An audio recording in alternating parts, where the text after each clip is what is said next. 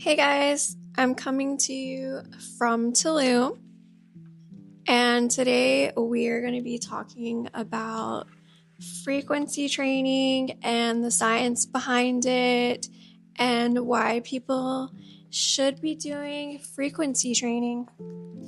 Let me flip my microphone. Hopefully, you don't mind. I'm going to be looking at something just so that I can talk a little bit faster. So I'm gonna go to goodfrequency.ai. Today I was in yin yoga class and some people left, and I thought that was really strange. And they left because they just could not stand it. That they were able to do a harder yoga, like a more intense yoga, but yin yoga is designed for relaxation. And so they left because they couldn't stand not having like the intensity, because yin yoga, you breathe and you do a pose and you hold it for a long time, and it's designed to relax your nervous system, because so many of us were in fight or flight mode all of the time, and a lot of adults think that that's normal, and they think that it's good to always be pushing themselves to their limits. It's that hustle and grind mentality, and they do that with fitness too. So what we find is that a lot of adults these days, they have adhesions in their fascia. So your fascia is your connective tissue. So for example, in the yin yoga class, we're doing, stuff where you're working on your hip flexibility, for example, or I'm packing today. Or you'll just be like maybe stretching your neck or something like that. Because so many of us, we just have adhesions in our fascia, and it doesn't really allow us to be comfortable in our bodies. And that's why so many people have a lot of like chronic pain, and then you're gonna have stress when you have this tension, because you're at your laptop in this like shrimp pose all day, and it's not the way that humans are made to be, obviously. So anyways, I'm working on helping with this. I have a website that is science-based. My phone's a little sandy, but it's goodfrequency.ai, and it's coming soon. But if everybody raises their frequency, then we create a better world. The way that I define frequency is what we're putting out into the world. So it's your energy, essentially, and it's a combination of everything that you can't see. So like your thoughts that you're thinking over a long period of time, your emotions, all those things over a long period of time, it's gonna be your frequency, which is like your energy. And you're gonna resonate with a certain people based on frequency, right? Because let's say that I care about having a healthy lifestyle. I'm gonna resonate with somebody that cares about having a healthy lifestyle.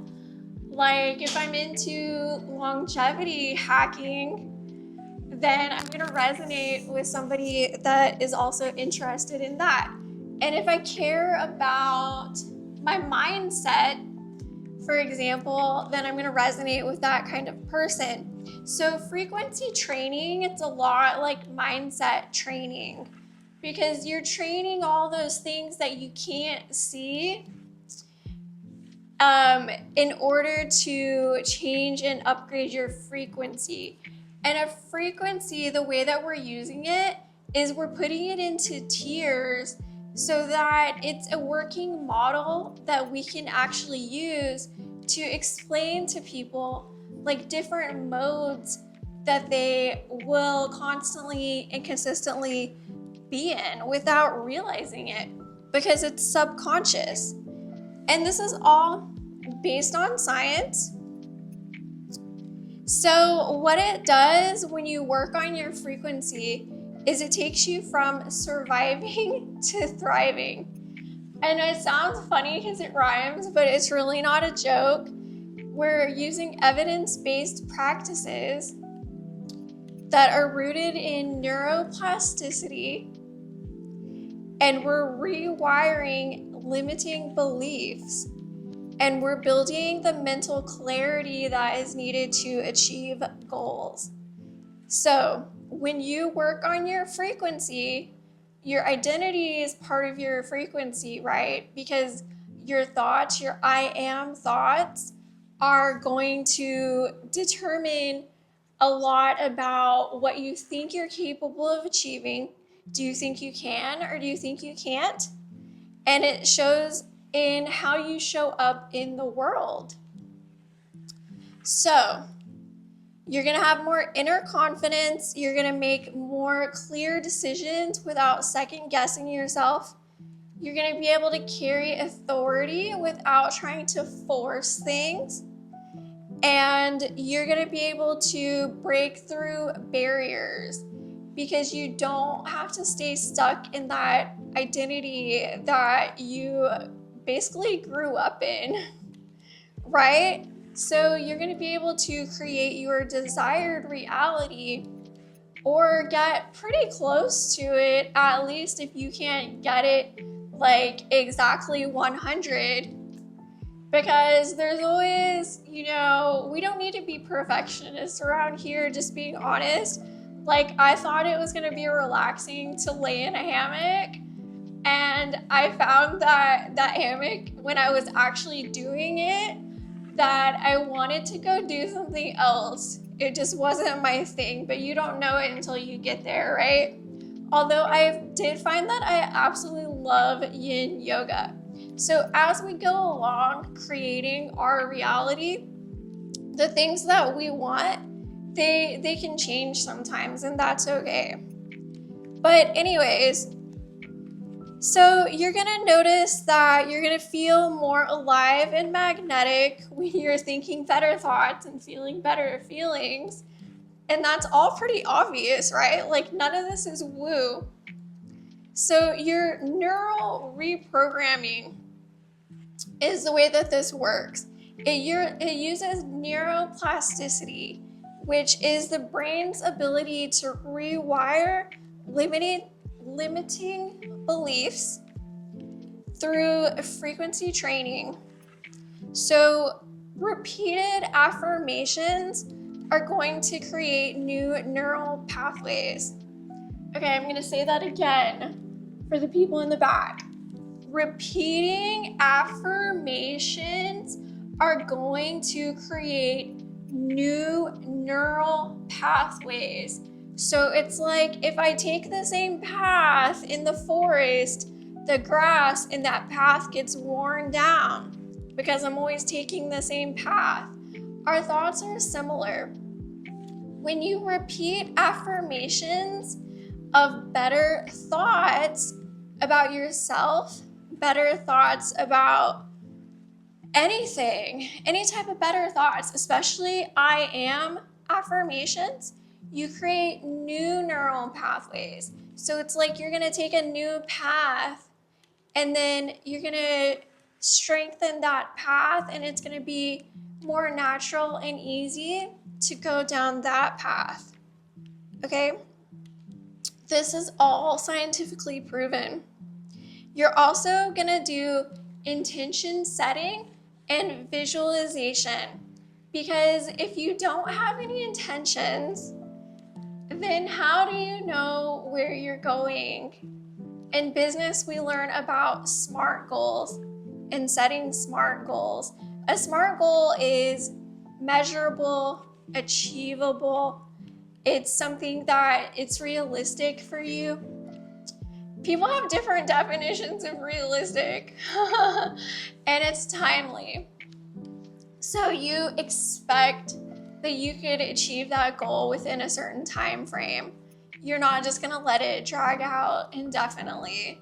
So goal setting is not woo, it's scientific, and we're calling it just intention, having intentions and intention setting. Visualization is not woo. Elite athletes, they use visualization all the time, and it's scientifically proven. If I'm an NBA player, I want to shoot a basket, right? I'm going to sit there, I'm going to visualize myself shooting it, it goes in. Shoot, it goes in. Shoot, it goes in. That's what they do. They visualize that. They visualize doing that calmly when the game is just about to end, like right when you've got that moment right before the buzzer goes off and you're either gonna win or lose the game. They practice in their mind so that they don't get nervous, so they can remain calm, and they go whoop just the same way they visualized, and it goes in the same way they visualized because they do it repetitively. And then they show up for practice and they practice going whoop and it goes in, and then they practice again, whoop, it goes in. Like, watch anything from, Kobe Bryant, Tiger Woods, anybody that is an elite athlete. Listen to stuff that they talk about, and you're gonna see at least over 90% of them are into visualization. So you need to visualize yourself winning. Also, gratitude strengthens your resilience and your mood. Everybody has things that we can be grateful for, and you get to decide if you want to be grateful or if you want to be ungrateful. I promise you, I would rather hang out and be around people who are grateful, okay? Nobody likes being around ungrateful people. You probably don't even like being around yourself if you're being ungrateful compared to when you feel grateful. So gratitude, it's really gonna help you to raise your frequency. And it's not woo, because if you look at frequency, it is something that they're able to measure based on your autonomic nervous system, based on fight or flight, based on how calm or relaxed you are, based on your heart coherence. There's a lot of different things that are measurable that would correspond with what we're talking about with frequency, okay? So we talked about affirmations. The other thing is journaling. So something that people have to learn how to do is to kind of get everything out, whether it's paper, voice to text, or whatever. Get all that stuff out so you can let it go. And then goodfrequency.ai, we use AI. It's not generic open AI.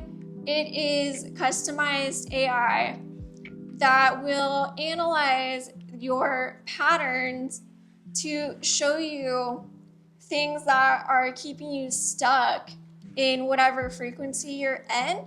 And then it will tell you ways that you can get to the next level of frequency.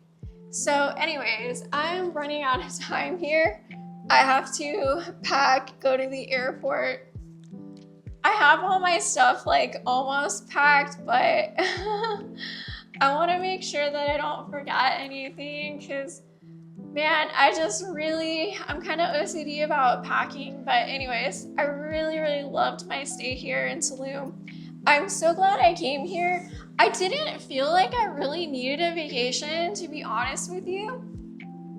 And I didn't come here to flex, because my life, it already flexes for me, if that makes sense. Like, everything I already have, like where I live in Austin, it's beautiful. I feel so much gratitude.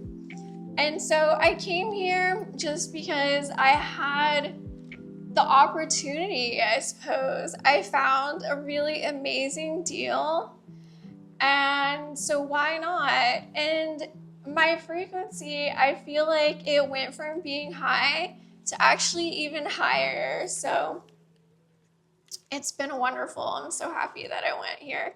Anyways, thank you for watching this, and I hope that this was helpful for you.